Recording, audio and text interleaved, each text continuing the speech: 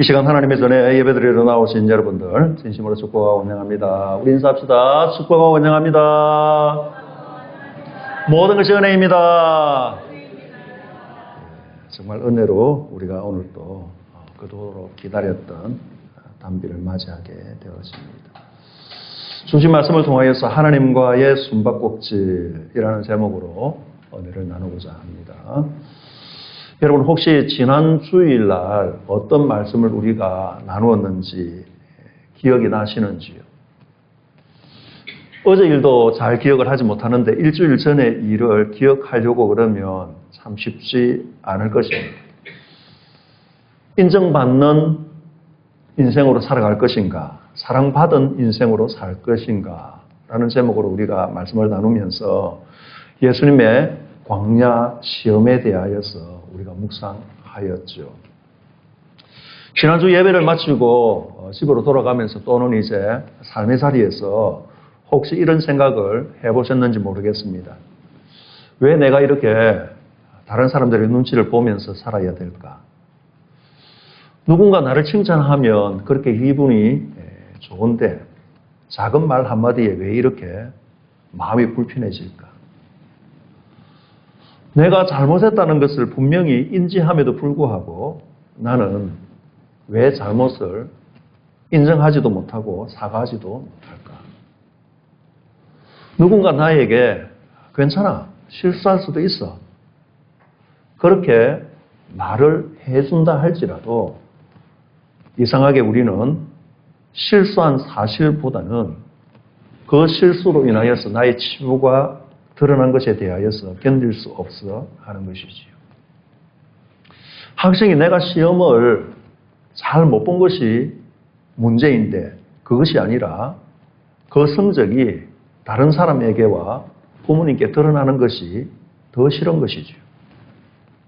형편이 어려워진 것이 너무나 힘들지만 내가 실패했다라는 사실이 다른 사람들에게 알려진다라는 것이 우리는 더 힘이 드는 것이죠. 우리 가정에 문제가 생긴 것도 너무나 괴로운 일인데 우리 가정사를 다른 사람이 알까봐 더 싫은 것이죠. 믿음 생활을 하는 우리들은 더 마찬가지 일들이 벌어집니다. 요즘 기도가 잘 안 됩니다. 요즘 믿음이 좀 흔들리는데요. 사실 그 사람을 도저히 용서할 수가 없습니다. 제가 믿음으로 살아가지만 불평할 때가 너무나 많습니다.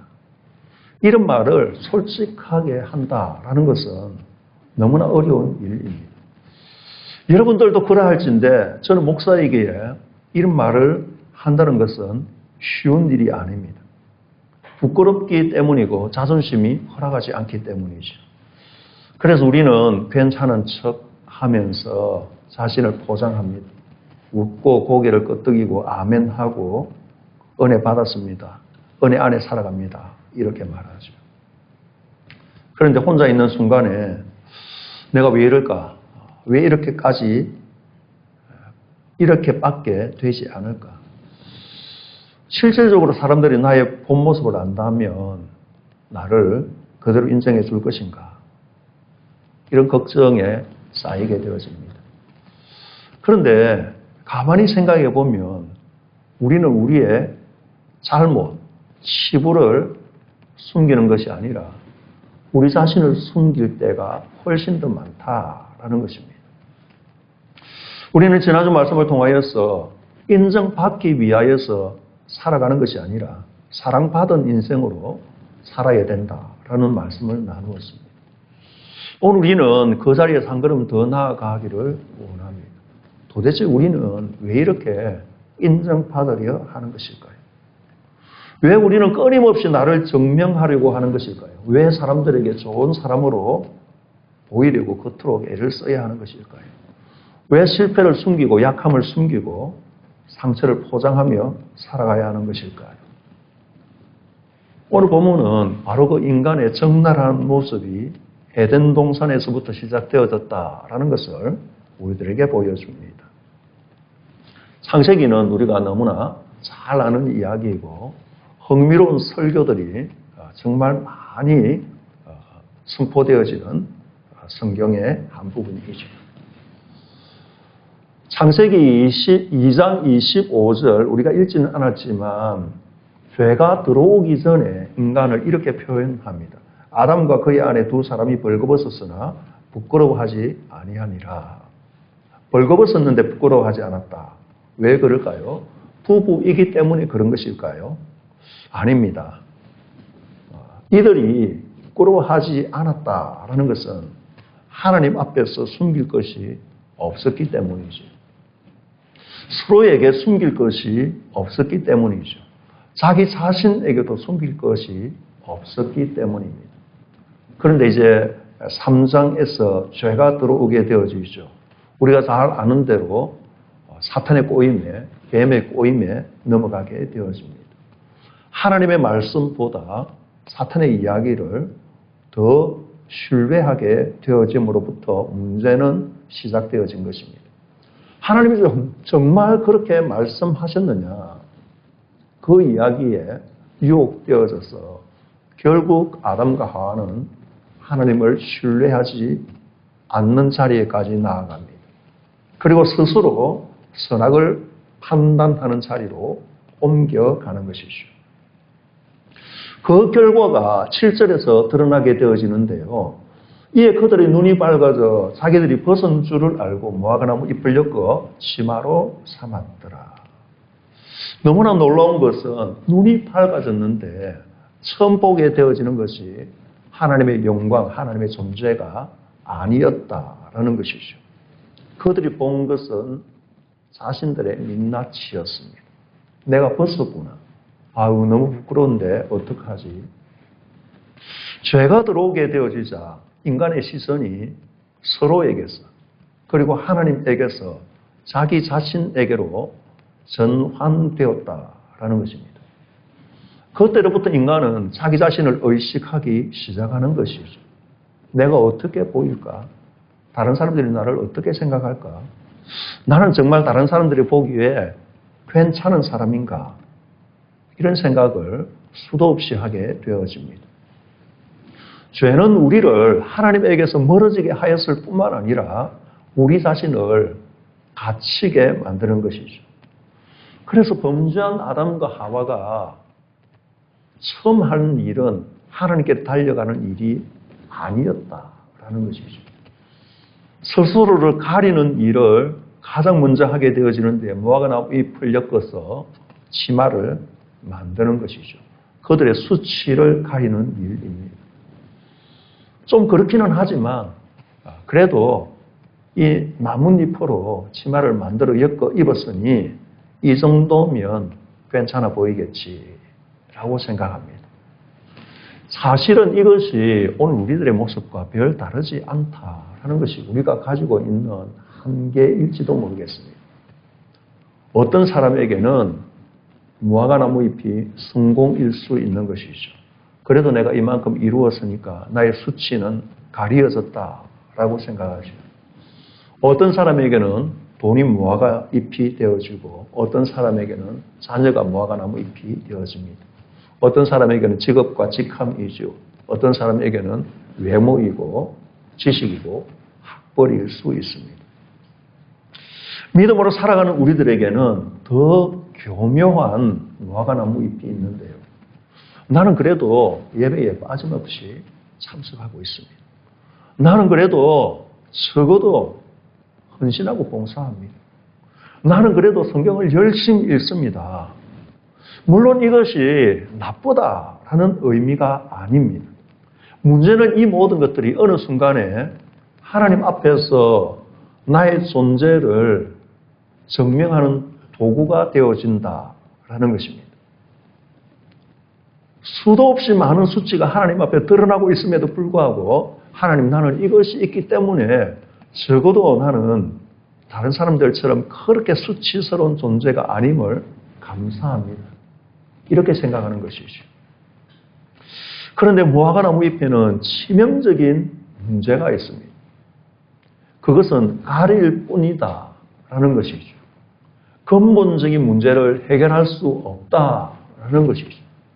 더구나 그것은 시간이 지나면 말라 비틀어져서 흔적도 없이 사라지게 되어진다라는 것입니다.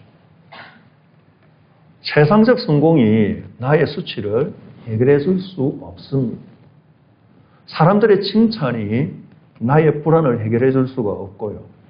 신앙생활에 열심히 하나님 앞에서 나의 의가 되어질 수 없습니다.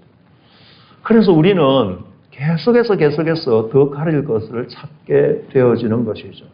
더 인정받으려 하고, 더 증명하려고 하고, 더 좋은 모습을 드러내기를 원합니다.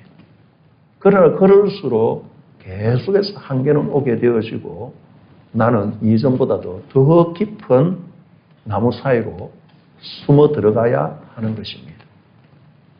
8절을 보니까는요. 그들이 그날 바람이 불 때 동산에 거니시는 여호와 하나님의 소리를 듣고 아담과 그의 아내가 여호와 하나님의 낯을 피하여 동산 나무 사이에 숨은지라. 여러분 이 본문을 보면서 좀 이상하다고 생각한 적이 없으십니까? 자세히 읽어보면 참 이상한 장면이 드러나게 되어지는 것이죠. 하나님에게서 숨는다. 전능하신 하나님의 눈을 피하여서 나무 뒤에 숨는다. 우리쯤 되어지면 또는 초신자쯤 되어지면 아니 불신자쯤 되어지면 그럴 만한 생각을 할 수도 있을 것입니다. 그러나 타락은 하였지만 선악과를 비록 먹었지만 아담은 하나님에 대하여서 너무나 잘 알고 있는 사람입니다. 하나님에 대한 지식이 있는 사람인 것이죠. 내가 이 동산나무 사이에 숨으면 하나님이 절대로 나를 발견할 수 없을 거야. 내가 짠하고 하나님 앞에 나타나지 않는 한 하나님은 절대로 나를 찾을 수 없어 라고 생각할 수 없는 상황이다 라는 것이죠. 어디에 숨는다 할지라도 땅을 파고 들어간다 할지라도 하나님께서 그를 반드시 찾아내시고 하나님이 그 앞에 나타나실 것을 그가 누구보다도 잘 알고 있는데 나무 사이에, 고작 나무 사이에 숨는 것이죠. 그러므로 이 아담이 숨는 것은 하나님이 모르실 것이다. 하나님이 못 찾으실 것이다. 라고 생각해서 숨는 것이 아니다라는 것입니다.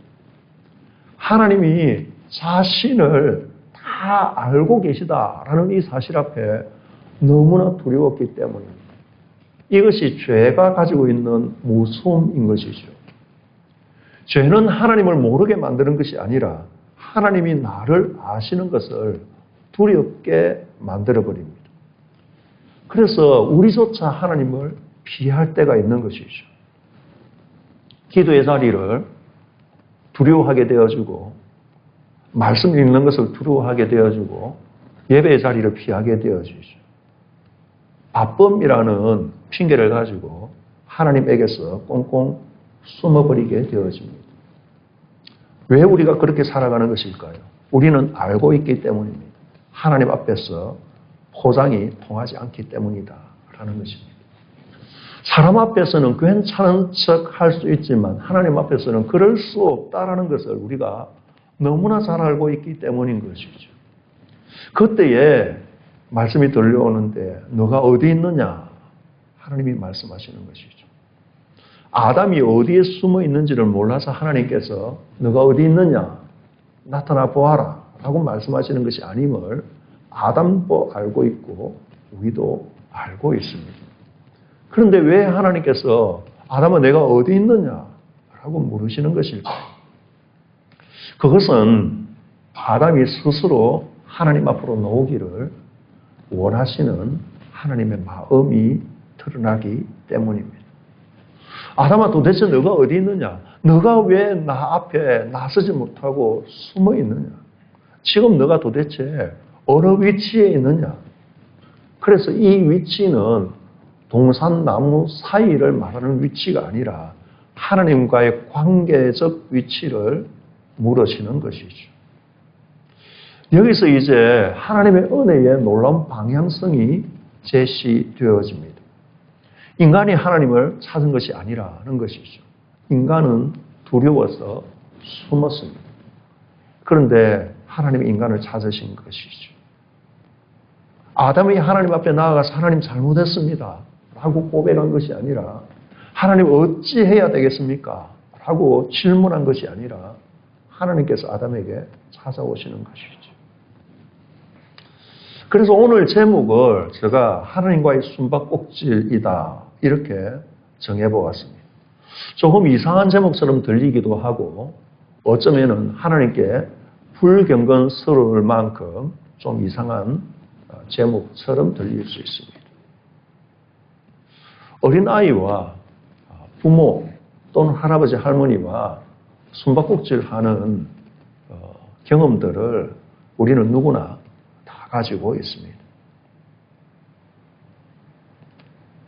부모는 그리고 할아버지 할머니는 아이가 어디에 숨는지를 잘 알고 있습니다. 어떻게 행동할지를 잘 알고 있는 것이죠. 그러나 일부러 아이를 찾지 않습니다. 어디 있지 하면서 아이가 더 깊이 숨도록 내버려 두는 것이죠. 결국 끝까지 못 찾게 되어질 때에 아이가 너무 행복한 모습으로 나타나게 되어집니다. 부모는 못 찾는 것이 아니라 그것이 아이를 기쁘게 하는 놀이라는 것을 알기 때문에 안 찾는 것이죠. 아이는 그것도 모른 채 너무나 행복해하고 너무나 즐거워하게 되어집니다. 사랑하기 때문에 그렇게 하는 것이죠. 아이가 너무나 기쁘지만 그 기뻐하는 아이로 인하여서 그 아이를 바라보게 되어지는 부모의 마음이, 할아버지 할머니의 마음이 더 기쁘기 때문에 그러한 일들, 너무나 어리석은 일들을 어떻게 보면 다른 사람들이 볼 때에 창피하리만큼 그렇게 까꿍까꿍 하면서 아이를 바라보게 되어지는 이유가 바로 그것입니다. 그런데 이 창세기 3장에 나타나게 되어지는 숨바꼭질은 그러한 놀이가 전혀 아니라는 것이죠. 아담은 두려워서 숨었습니다. 그 두려워서 숨어있는 아담을 향하여서 하나님께서는 찾아오시는 것이죠. 너가 어디 있느냐? 이것이 바로 성경이 말씀하시게 되어지는 하나님의 은혜의 시작점이었습니다. 아브라함을 찾아오시게 되어지죠. 모세를 찾아오시게 되어지죠. 다윗을 찾아오시게 되어지죠. 그것도 모자라서 마침내 사람이 되어서 우리 인간에게 찾아오시게 되어집니다. 그 인간이 되신 예수 그리스도, 그분을 우리는 나의 생명의 구주입니다 하고 고백하게 되어지는 것이죠.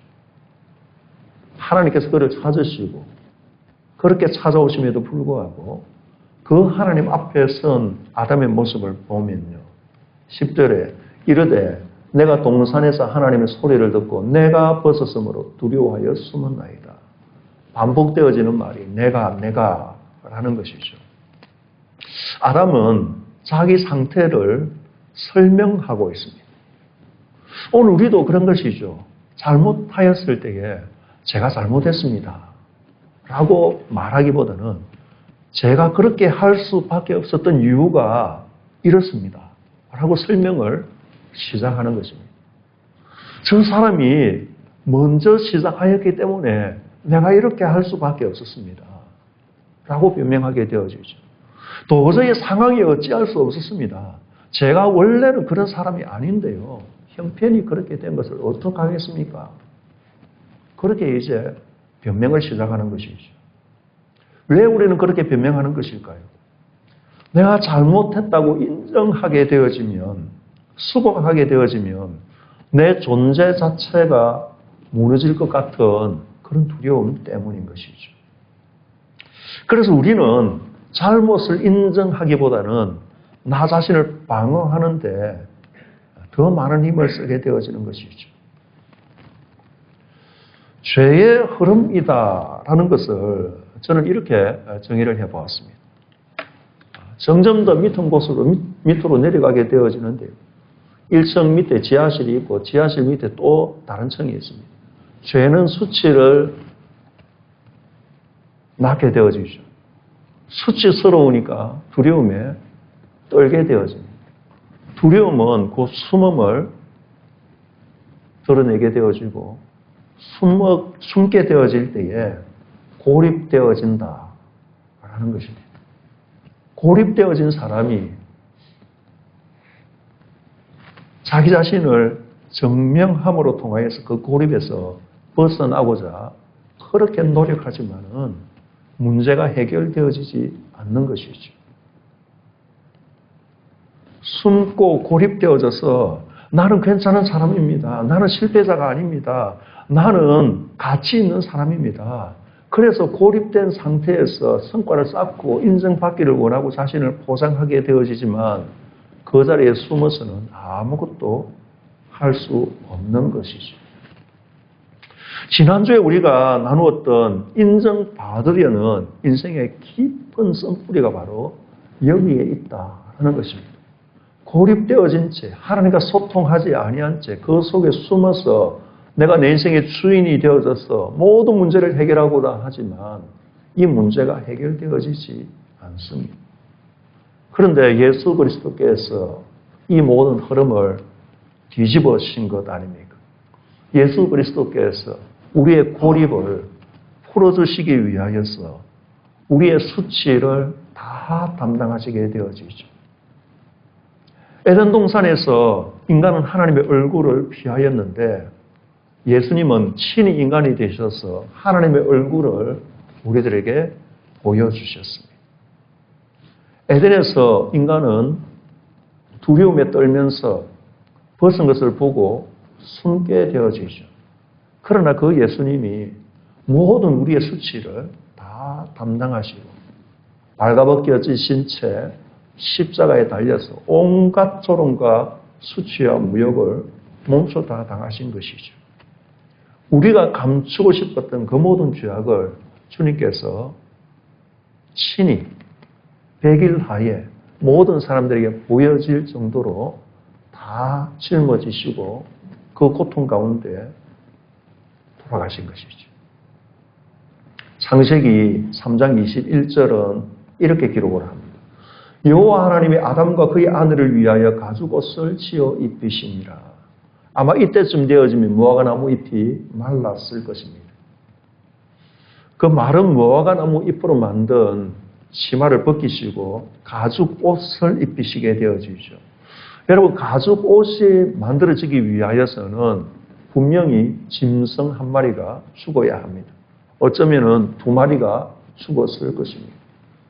가죽이라는 것은 짐승이 죽어야 얻어지는 것이죠. 인간은 스스로 자기의 수치를 가리고려고 했지만 하나님께서 은혜로 덮어주시게 되어집니다. 이것이 마침내 예수 그리스도 안에서 완성되어집니다. 주님이 십자가에서 죽으심으로 우리에게 은혜라 하는 가죽옷을 입혀주시게 되어지는 것이죠. 내 의로 하나님 앞에 서는 것이 아니라 그리스도의 의로 옷 입고 우리는 하나님 앞에 아들로서, 딸로서 서게 되어지는 것이죠. 사랑하는 성도 여러분, 믿음이라 하는 것은 내 모습을 감추는 기술이 아니라 있는 그대로 나를 마주하게 되어지고 그 있는 그대로의 나를 십자가 앞에 내려놓게 되어지는 용기입니다. 우리의 삶에서 문득 하나님마저 피하고 싶고 모든 시선으로부터 숨고만 싶은 순간이 찾아올 때가 있습니다. 그럴 때 우리는 하나님 앞에 나의 마음을 고백해야 합니다. 하나님, 제가 너무 힘이 듭니다. 가슴에는 화가 잔뜩 쌓이고요. 도저히 용서가 되지 않고 내일이 오고 실패가 드러나는 것이 너무나 두렵습니다. 사람들의 시선이 너무 두렵습니다. 우리의 연약함을 보상된 경건함으로 감추는 것은 참된 믿음이 되어질 수가 없습니다. 진정한 믿음의 사람은 거룩한 척 허세를 부리는 것이 아니라 상처투성이에 진짜 나를 하나님의 무릎 앞에 엎드리는 것이죠. 그리고 이것이 인간관계마저도 바꾸게 되어집니다. 하나님 앞에서 완벽하지 않아도 됩니다. 라는 내 스스로의 고백, 그것은 다른 사람에게도 완벽한 모습을 보여주지 않아도 된다. 라는 삶의 자리로 연결되어지기 때문입니다. 그래서 우리는 말할 수 있는 것이죠. 제가 잘못했습니다. 제가 너무 예민했네요. 제가 상처받아서 그렇습니다. 미안합니다. 왜 가능합니까? 내가 틀렸다고 잘못됐다고 인정한다 하더라도 나의 존재가 무너지지 않기 때문입니다. 복음은 우리에게 잘못을 사과할 수 있는 자유를 허락하여 주십니다. 여러분, 좋은 가정이라면 어떠한 가정입니까? 좋은 부모는 어떠한 부모가 좋은 부모입니까? 자녀가 잘못하였을 때에 가장 먼저 떠올리게 되어지는 말이에요. 아유, 혼나겠다. 숨겨야지. 어떡하지? 라고 생각하고 떠올리는 것이 아니라 좋은 가정은, 좋은 부모를 둔 자녀는 아유, 이거 큰일 났는데 엄마에게 빨리 말해야 되겠다. 아버지에게 빨리 이야기를 해서 이 문제를 해결해야 되겠다. 그렇게 생각하고 그렇게 행동하는 가정이 좋은 가정이다. 저는 그렇게 생각이 되어집니다. 참 쉽지 않는 일이지요. 잘못을 분명히 가르쳐야 하고 책임도 지게 만들어야 하지만 아이가 잘못하였을 때에 적어도 부모에게서 숨는 것이 아니라 부모에게로 돌아오게 되어지고 부모에게 모든 짐을 전가시키게 되어지는 가정이 참된 가정이다 라는 것을 우리는 잘 알고 있습니다. 너가 한 것은 분명한 잘못이야. 너 잘못에 대하여 반드시 책임을 져야 해. 그럼에도 불구하고 너는 내 아들이야, 내 딸이야. 그러니까 숨지 말고 말해. 너가 가지고 있는 모든 문제, 너가 해결할 수 없는 모든 문제, 너가 저질렀던 모든 잘못에 대한 피해 내가 다 보상해주고 내가 해결해줄게. 그것이 부모의 마음이고 그 부모를 비로소 인정하고 신뢰하게 되어질 때에 아이는 모든 잘못을 숨기거나 다른 사람에게 고백하지 아니하고 부모에게 고백하게 되어지는 것이죠. 사랑하는 성도 여러분, 이것이 바로 복음으로 십자가로 맺어진 주님과 우리와의 관계이고 하나님과 우리와의 관계다라는 것이죠. 이것을 알면서도 믿지도 않을 뿐만 아니라 삶의 자리에서 실천하지도 않는 것이 소위 믿음을 가지고 있는 우리들의 헐뿐인 모습이다라는 생각을 하게 되어집니다.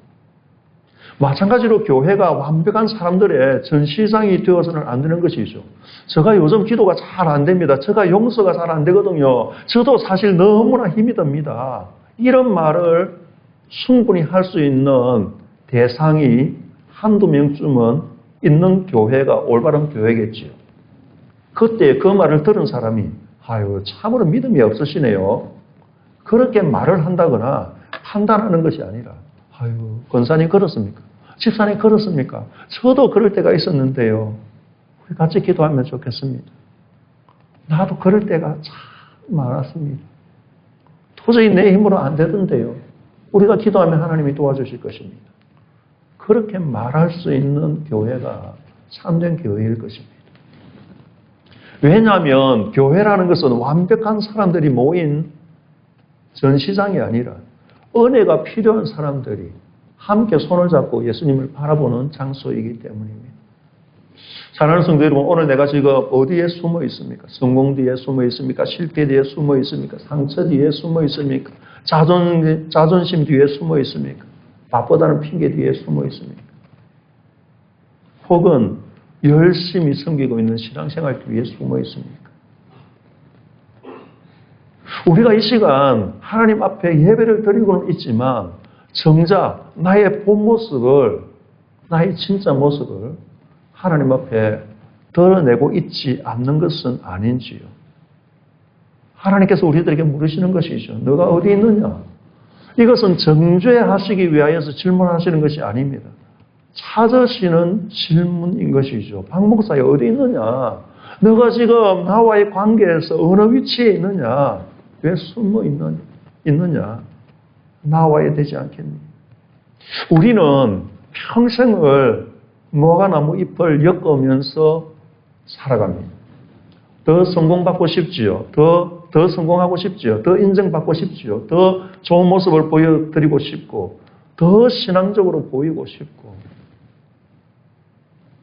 안 좋은 모습들 계속해서 가려가면서 아름다운 모습으로 남기를 원합니다. 그런데 하나님이 너가 어디 있느냐 하고 물으시는 질문은 너가 도대체 왜 그 모양이냐. 그렇게 혀를 차시는 모습이 아니라 숨어있는 우리를 사랑으로 찾아보시는 질문인 것이죠. 십자가를 통과하여 너가 어디 있느냐라는 소리가 우리에게 들려질 때에 너가 어디 있느냐 그 소리는 다른 언어로 들리기 시작합니다. 내가 너의 죄를 다 담당했단다. 내가 너의 수치를 다 짊어졌단다. 내가 너의 의가 되었으니 너가 그 무화과나무 잎을 벗어버리고 나의 의로 덧입고 모든 수치를 내려놓고 모든 두려움을 내려놓고 이제 내 앞으로 나오느라. 사랑하는 성도 여러분, 오늘 우리는 이 본문의 말씀을 기억하면서 단 한 가지만 기억하면 좋겠습니다. 나는 하나님 앞에서 더 이상 숨을 필요가 없는 존재다 라는 것이죠. 완벽해서가 아니고 잘해서가 아니고 앞으로 나아질 것이기 때문에 그런 것이 전혀 아닙니다. 주님이 나의 의가 되셨기 때문입니다. 마음이 무너질 때에, 실패하였을 때에 그 마음 그대로, 그 상태 그대로 주님 앞에 나오기만 하면 하나님이 나의 전부를 다 아시니, 내가 감추고 싶은 모든 부분을 아시니, 내가 말하지 못하였던 모든 부분을 아시니, 내가 혼자 울었던 고민했던 그 모든 일들을 다 아시니, 그리스도 안에서 이 모든 문제가 해결되어질 것을 우리로 하여금 확실하게 믿게 만드실 것입니다. 우리는 이제 숨바꼭질을 끝내야 합니다. 내가 만든 무화과 잎을 내려놓아야 합니다. 체면을 내려놓아야 하고요. 변명도 자기 의도 내려놓아야 합니다. 그래서 우리를 먼저 찾아오신 그 은혜의 보좌 앞에 나아갈 때에 그 은혜가 우리의 모든 수치를 덮고요. 우리의 모든 두려움을 녹이게 되어지고 우리의 숨음을 끝내고 다시 하나님의 얼굴을 바라보게 하실 것입니다. 내가 만든 무화과 잎과는 비교할 수 없는 완전한 그리스도의 의를 입고 하나님 앞으로 담대히 나아가는 저와 여러분 되시기를 주님의 이름으로 간절히 축원합니다.